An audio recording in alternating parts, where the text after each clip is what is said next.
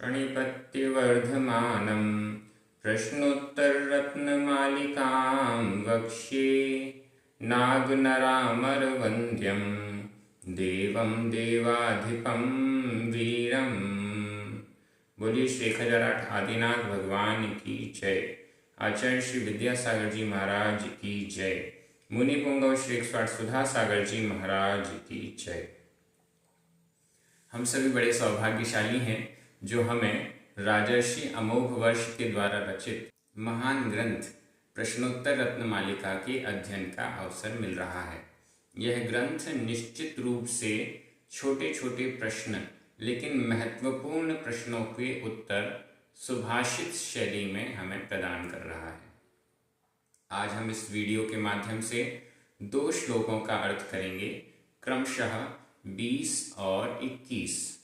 इन दोनों श्लोकों में बेहद महत्वपूर्ण जिज्ञासाओं के समाधान हमें प्राप्त हो रहे हैं। मरण निकट होने पर भी किसके लिए समर्पित नहीं होना चाहिए? किसने इस जगत को जीता है? कौन निर्धन है? इत्यादि प्रश्नों के उत्तर, बड़े इंटरेस्टिंग उत्तर हमें मिलने वाले हैं। चलिए प्रारंभ करते हैं। श्लोक क्रमांक 20। उच्चारण। कंठ गतई, कंठ गतई, ऐ की मात्रा गतई, रप्य सुभिः, रप्य सुभिः, कंठ गतई रप्य सुभिः, कस्यात्मा, कस्यात्मा, नो, नो, समर्प्यते, समर्प्यते, जातु, जातु, मूर्खस्य, मूर्खस्य, विषादस्य, विषादस्य, च गर्वस्य, तथा कृतघ्नस्य, कृतघ्नस्य, आधा घ और न, कृतघ्न, कृतघ्नस्य, कंठगतैरप्यसुभिः, कंठगतैरप्यसुभिः, कस्यात्मा नो समर्प्यते जातु, कस्यात्मा नो समर्प्यते जातु, मूर्खस्य विषादस्य च, मूर्खस्य विषादस्य च, गर्वस्य तथा कृतघ्नस्य, गर्वस्य तथा कृतघ्नस्य। बहुत अच्छा श्लोक है। ऊपर वाली लाइन प्रश्न के रूप में है और नीचे वाली लाइन उत्तर के रूप में है। कंठ गतई रप्य सुभिः, कंठ गतई संधि विच्छेद कीजिए। कंठ गतई विसर्ग, ऐ की मात्रा और फिर विसर्ग, अपि असुभिः, कंठ गतई विसर्ग के बाद अपि का अ, तो विसर्ग का र, आधा रा हो गया और अपि का आ मिलने से र पूरा हो गया। कंठ गतई रपि। अब यहाँ रपि में, अपि में जो प में छोटी ई की मात्रा है और असुभि छोटा आ है, ई और आ मिलकर य हो गया। ई और य, ई और आ मिलकर य हो गया।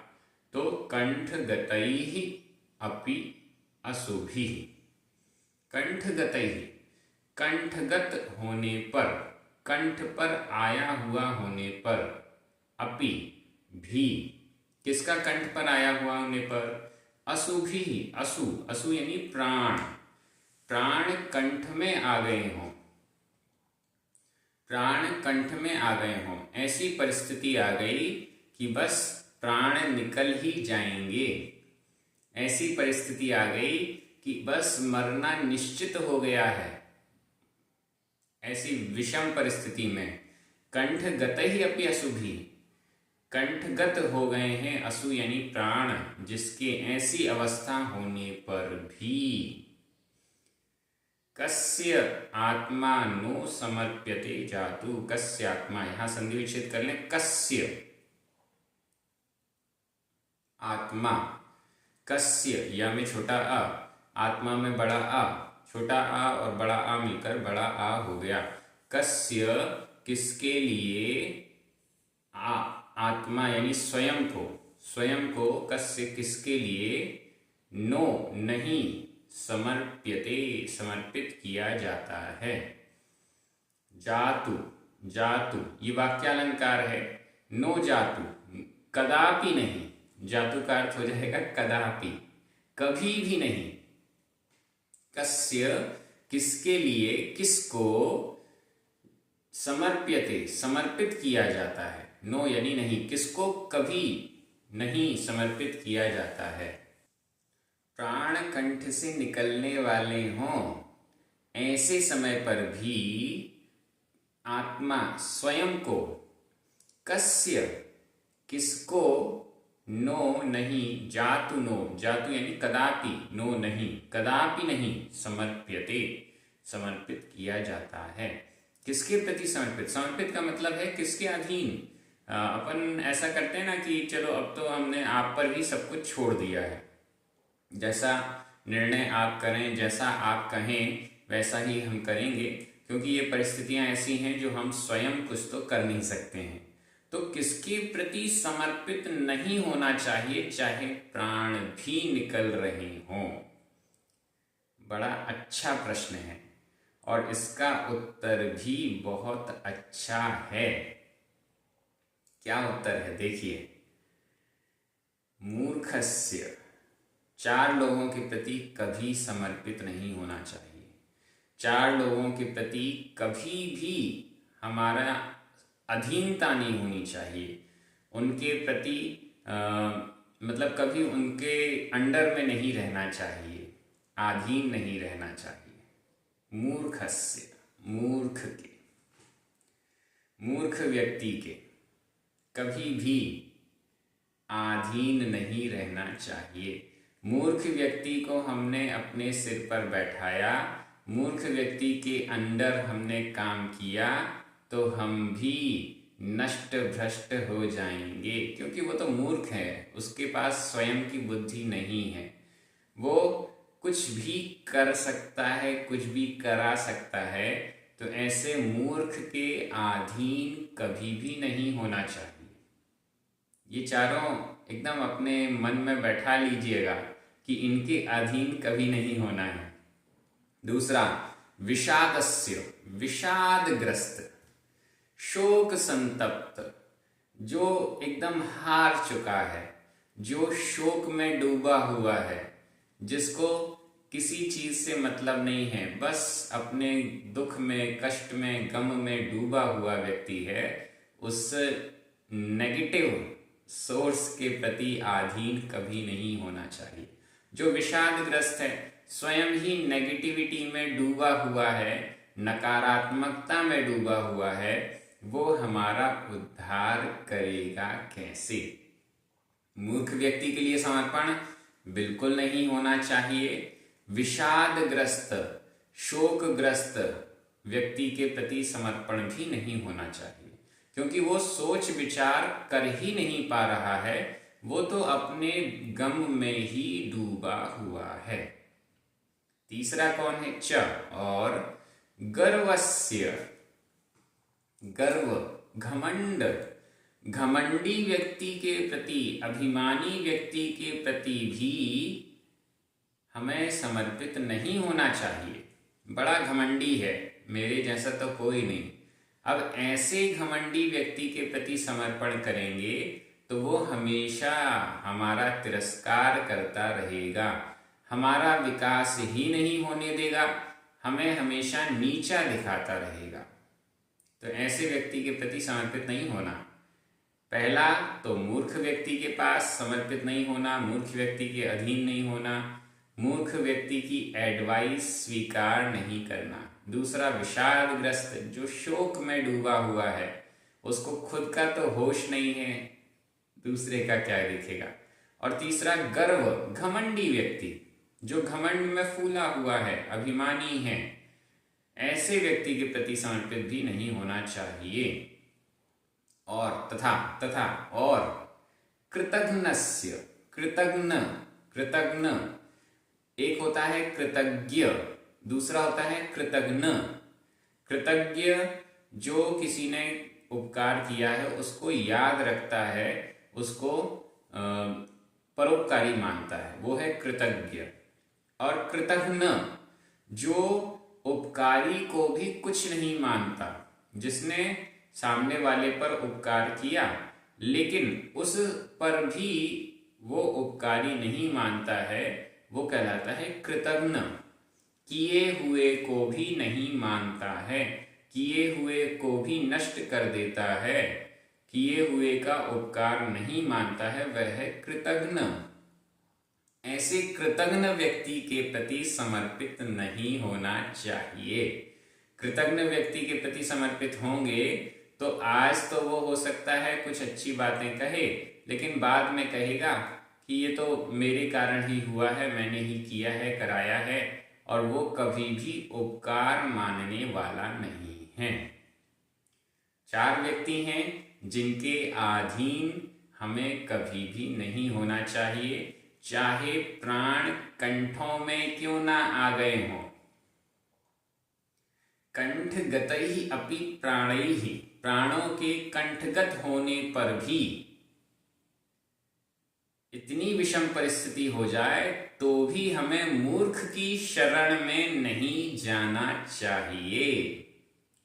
फिर से सुन लीजिए, चाहे प्राण असु, असु यानी प्राण, चाहे प्राण कंठगत क्यों ना हो जाए, चाहे प्राण गले में ही आके क्यों ना अटक जाएं, बस निकलने वाले हैं, ऐसी परिस्थिति भी क्यों ना आ जाए, तो भी किसी मूर्ख के चरणों में समर्पित नहीं होना चाहिए। एग्जाम्पल देता हूं,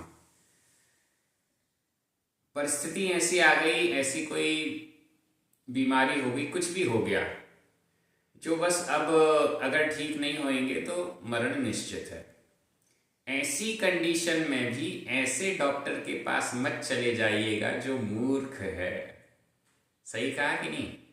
क्यों? हमें पता है ये डॉक्टर तो मूर्ख है, तो हमें बचा नहीं पाएगा, हो सकता है 2-4 दिन पहले ही परलोक भेज दे। ऐसे डॉक्टर के पास मत चले जाइएगा जो शोकग्रस्त है, जिसे खुद का ध्यान नहीं है, वो हमारा ऑपरेशन क्या करेगा, खुद ही दुख में डूबा हुआ है। ऐसे डॉक्टर के पास मत चले जाइएगा जो घमंडी है, मेरे यहाँ से तो कुछ ऐसा होता ही नहीं है, किसी का मरण मेरे हाथ से होता ही नहीं है, मैं तो जो करूँगा वो एकदम सही करूँगा। घमंडी के यहाँ भी मत जाइएगा। और जो कृतज्ञ है, किए हुए उपकारों को याद नहीं रखता है, ऐसे के पास भी मत जाइएगा। जिसने इनको सिखाया उसको भी भूल गए, जिसने इनका उपकार किया उसको भी भूल गए। ऐसा व्यक्ति अपनी उपकारी विद्या को भी ध्यान नहीं रखता है, वह भी हमारा नुकसान ही कर देगा। तो ऐसे किसी भी व्यक्ति की शरण में हमको नहीं जाना है, जो मूर्ख हो, शोकग्रस्त हो, घमंडी हो और कृतघ्न हो। बहुत अच्छी शिक्षा इस ग्रंथ से मिल रही है। अब हम आगे चलते हैं, श्लोक क्रमांक 21। इसमें भी बड़े अच्छे अच्छे प्रश्न हैं। उच्चारण। कह कह, पूज्यः पूज्यः, सद्वृत्तः सद्वृत्तः, आधाता पूरता, सद्वृत्तः, कमधन कमधन, मा चक्षते मा चक्षते, कमधन मा चक्षते, कमधन मा चक्षते। ये पूरा एक शब्द हो जाएगा, संधियां हुई हैं। कमधन मा चक्षते। चलित वृत्तम चलित वृत्तम, केन केन, जितम जितम, जगदेतत् जगदेतत्, सत्य सत्य, तितिक्षावता तितिक्षावता, सत्य तितिक्षावता, पुंसा पुंसा। कः पूज्यः सद्वृत्तः, कः पूज्यः सद्वृत्तः कमधनमाचक्षते चलितवृत्तम् कमधनमाचक्षते चलितवृत्तम् केन जितं जगदेतत् केन जितं जगदेतत् सत्यतितिक्षावता पुंसा सत्यतितिक्षावता पुंसा। बहुत अच्छा श्लोक है। 3 प्रश्न है यहाँ पर। पहला, कः पूज्यः, पूज्यः कः, पूज्य कौन है, पूजा के योग्य कौन है। दूसरा, कम धनम, कम अधनम, अधन यानी निर्धन कौन है, गरीब कौन है, निर्धन कौन है। और तीसरा, केन जितम जगदेतत्, एतत् जगत, यह जगत, केन किसके द्वारा, जितम जीता गया, इस जगत को किसने जीता। बड़े अच्छे प्रश्न हैं। पहला प्रश्न, कह पूज्य, पूज्य कौन है। हम सभी चाहते हैं कि हम भी पूज्य बन जाएं, हमारी भी प्रशंसा हो। कह पूज्य, पूज्य कह, कौन पूज्य है, पूजा के योग्य कौन है। यहाँ पूजा से तात्पर्य प्रशंसा भी ली जा सकती है। वैसे तो जैन धर्म और दर्शन में मुनि महाराज ही पूज्य होते हैं और मुनि महाराज से ऊपर जो भी हैं वे पूज्य होते हैं, लेकिन अष्टद्रव्य से पूजा के योग्य तो मुनि महाराज या अरिहंत भगवान, सिद्ध भगवान इत्यादि। लेकिन पूज्य से अगर हम तात्पर्य सम्मान भी लेते हैं, सम्माननीय कौन है, तो भी हम यहाँ देख सकते हैं इस प्रश्न को। कह पूज्य, पूज्य कौन है। उत्तर, सद्वृत्तः। सद्वृत्त, सत यानी सम्यक, वृत्त प्रवृत्ति करने वाला, सम्यक प्रवृत्ति करने वाला। और वृत्त का अर्थ होता है कैरेक्टर, तो सही कैरेक्टर वाला, चारित्र, सत चारित्र वाला, सम्यक चारित्र वाला।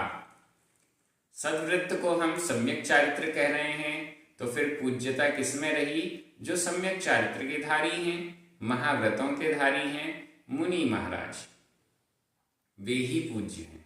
संयमी, वे ही पूज्य है। संयम से ही पूज्यता आती है, संयम के बिना पूज्यता नहीं आती है, चारित्र के बिना पूज्यता नहीं आती है। हम कितना अच्छा बोलते क्यों ना हो, कितना अच्छा सोचते क्यों ना हो, लेकिन अच्छा जब करके बताएंगे, अच्छा जब करके बताएंगे, तब हमारी पूजा होगी, तब हमारी प्रशंसा होगी। मात्र अच्छा सोचने और अच्छा बोलने से नहीं होता। सोचते भी अच्छा है, बोलते भी अच्छा है, लेकिन करते बुरा है। सोचते भी अच्छा है, बोलते भी अच्छा है, लेकिन करते गलत हैं, बुरा करते हैं, तो हमारी बातों का प्रभाव नहीं पड़ता, कोई हमें प्रशंसनीय नहीं मानता। लेकिन हम करते अच्छा है, चाहे बोलते बुरा हो। फिर से सुनिएगा, हम करते अच्छा है, चाहे बोलते बुरा हो, कड़क बोलते हों, फिर भी लोग हमारी पूजा करेंगे, फिर भी लोग हमारी प्रशंसा करेंगे। अरे बोलता कैसे भी हो, लेकिन करता तो सबके हित का कार्य है। तो यहाँ सद्वृत्तः, सम्यक प्रवृत्ति, सही प्रवृत्ति, सच्चारित्र, सम्यक चारित्र ही पूज्य है। अच्छा आचरण ही प्रशंसनीय है, बुरा आचरण कभी भी प्रशंसनीय नहीं है। तो यहाँ सद्वृत्त, सम्यक चारित्र वाला जो व्यक्ति है वह पूज्य है, ऐसा समझना चाहिए। हमें भी पूज्य बनना है, हमें भी हमारे सही आचरण को बढ़ाना चाहिए, मिथ्या आचरण को समाप्त करना पड़ेगा। दूसरा प्रश्न, क मधन मा चक्षते, इसका संधि विच्छेद कीजिए। कम, अधमा, अधनम, आधा माँ और अ मिलकर माँ पूरा हो गया, कम अधनम। अब यहाँ अधनम में भी आधा माँ और आचक्षते, बड़ा आ, आधा माँ और बड़ा आ मिलकर माँ में बड़े आ की मात्रा हो गई। कम अधनम आचक्षते। कम यानी कौन, अधनम अधन कौन है, धन से रहित कौन है, अधन धन से रहित, निर्धन कौन है, आचक्षते। आचक्षते का अर्थ है कहा जाता है, कहते हैं। अधन किसको कहते हैं, निर्धन किसको कहते हैं, कौन निर्धन है, कौन निर्धन आचक्षते कहा जाता है, निर्धन किसको कहा जाता है, निर्धन धन से रहित किसको कहते हैं। अब जिसके पास रुपए पैसे नहीं है उसे निर्धन कहते होंगे। यहां पर क्या उत्तर दिया गया है, चलित वृत्तम। चलित वृत्तम, जिसका वृत्त, जिसकी प्रवृत्ति, जिसका स्वभाव, जिसका चारित्र चलित है, चलायमान है, डोलता रहता है, कभी अच्छा बन जाता है कभी बुरा बन जाता है, जिसका कोई भरोसा ही नहीं है, जिसका कैरेक्टर ढीला है, चलित वृत्ति वाला है, चलित प्रवृत्ति वाला है, वह व्यक्ति निर्धन है। सबसे बड़ा धन क्या है, सबसे बड़ा धन क्या है, चारित्र, चाल चलन, उसे ही सबसे बड़ा धन कहा गया है। चलित वृत्ति वाला, जिसका चाल चलन स्थिर नहीं है, जिसका चारित्र स्थिर नहीं है, वह तो निर्धन है। हम कहते हैं बिजनेस में, हम कहते हैं या किसी भी क्षेत्र में हम कहते हैं एक शब्द रेपुटेशन, उसकी तो विश्वसनीयता, रेपुटेशन यानी विश्वसनीयता, उसकी तो रेपुटेशन ही खराब हो गई है। क्या, सामने वाला कोई दुकानदार है, उसके यहाँ हम एक बार गए, उसने हमें धोखा दिया, मान लीजिए महंगी वस्तु दी या खराब क्वालिटी की वस्तु दी, हमें धोखा दिया, तो अब उसकी रेपुटेशन, उसकी विश्वसनीयता हमारी नजरों में गिर गई। तो अब क्या होगा, अब हम उसके पास दोबारा जाएंगे, नहीं जाएंगे, उसके पास जाना भी पसंद नहीं करेंगे। तो ये रेपुटेशन ही है जो धन है, रेपुटेशन ही है जो धन है। अगर रेपुटेशन चली गई तो धन भी चला गया। इसको, रेपुटेशन को, विश्वसनीयता को कायम करने के लिए लोग कितना प्रयास करते हैं। अगर विश्वसनीयता को ठेस लग गई तो पूरा बिजनेस ही चौपट हो जाता है। इसे ध्यान में रखना पड़ेगा। तो चलित वृत्तम, जो जिसका चारित्र चलायमान रहता है, अस्थिर चारित्र वाला, अस्थिर प्रवृत्ति वाला व्यक्ति अधनम, निर्धन, आचक्षते कहा जाता है, निर्धन कहा जाता है। तीसरा प्रश्न, केन जितम जगदेतत्, केन किसके द्वारा, जितम जीता गया, जगदेतत् संधि विच्छेद कर लें, जगत एतत्, जगत आधा त, एतत् ए आधा ता और ए मिलकर ता का दा हो गया और दा में फिर एक ही मात्रा हो गई। जगत एतत्, एतत् यानी यह जगत, यह जगत, यह जगत, यह संसार, यह लोक, केन जितम किसके द्वारा जीता गया, किसने इस संसार को जीता है, किसने इस संसार को अपने अधीन किया है, किसने इस संसार को अपने द्वारा जीत लिया है। हम भी चाहते हैं कि सारे लोग हमसे हमारी बात माने, हमको माने, अच्छा माने, तो उनका मन कैसे जीते। यहाँ जीतने से तात्पर्य युद्ध लड़ें और फिर उनको परास्त कर दें, ऐसा नहीं। हम सामने वाले का मन कैसे जीते, पूरे संसार का मन कैसे जीते, पूरे संसार को कैसे जीते। बहुत अच्छा उत्तर है। सत्य तितिक्षावता पुंसा, किसके द्वारा यह जगत जीता गया है, पुंसा, केन पुंसा, पुंसा यानी पुरुष, किस पुरुष के द्वारा।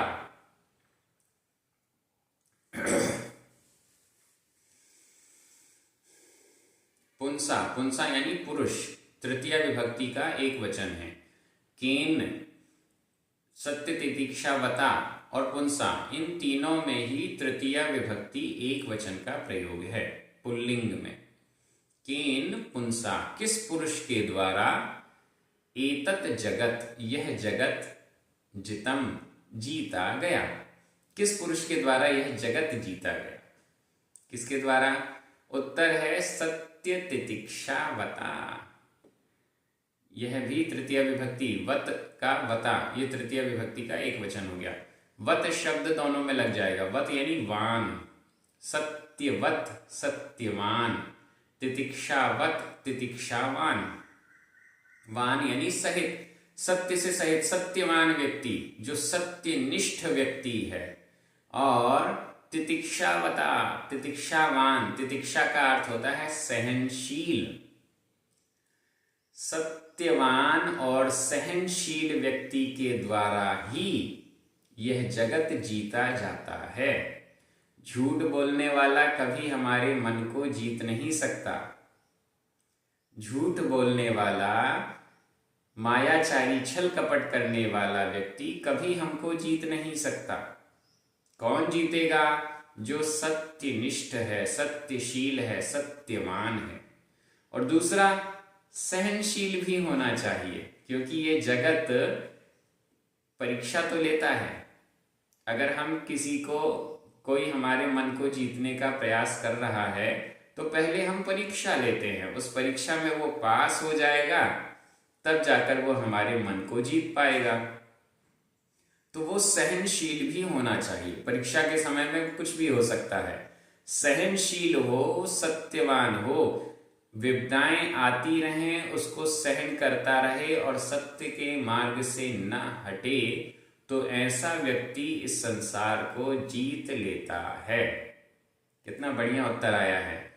केन पुंसा एतत् जगत जितम, किस पुरुष के द्वारा यह जगत जीता गया? उत्तर है सत्य, तितिक्षावता, सत्य और सत्यवान और सहनशील व्यक्ति के द्वारा। ये दोनों क्वालिटीज एक साथ होनी चाहिए।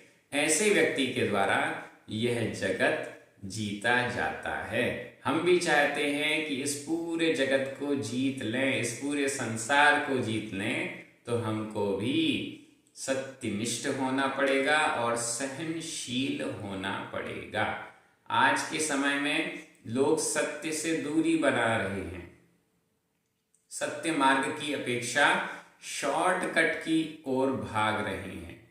सत्य का मार्ग भले लंबा हो, लेकिन हमें सत्य के मार्ग पर ही रहना चाहिए। शॉर्टकट भले छोटा हो, लेकिन उसमें कहीं भी अटक सकते हैं, सफलता की गारंटी नहीं है। लेकिन सत्य मार्ग में तो सफलता की गारंटी है। दूसरी बात, सहनशीलता खत्म होती जा रही है हमारे अंदर से। क्यों? हम सहन करना ही नहीं चाहते। पता नहीं हम किस घमंड में फूल रहे हैं, हमको थोड़ा सा भी सहन नहीं होता। किसी ने आंख ही दिखा दी तो हम सहन नहीं करते। किसी ने थोड़ा सा ऊंचा बोल दिया, हम सहन नहीं करते। किसी ने हमारी बात नहीं मानी, हम सहन नहीं करते। ऐसी कंडीशन में हम संसार को जीत नहीं सकते। जो सहनशील है, सत्यवान है, वह व्यक्ति ही इस संसार को जीत सकता है। आप सभी बहुत अच्छे से अध्ययन कर रहे हैं। ये श्लोक तो बड़े अच्छे हैं, छोटे छोटे से हैं और बड़ी बड़ी शिक्षा हमको दे रहे हैं। मेरा आग्रह है कि इस ग्रंथ के स्वाध्याय के लिए आप अपने सभी मित्रों को प्रेरित करें। बहुत छोटा सा 29 श्लोक वाला ग्रंथ है, 15 वीडियो में पूरा हो जाएगा। आपसे बहुत अच्छे से पढ़ना है। सभी को बहुत बहुत धन्यवाद। जिनवाणी माता की जय। सभी को जय जिनेंद्र।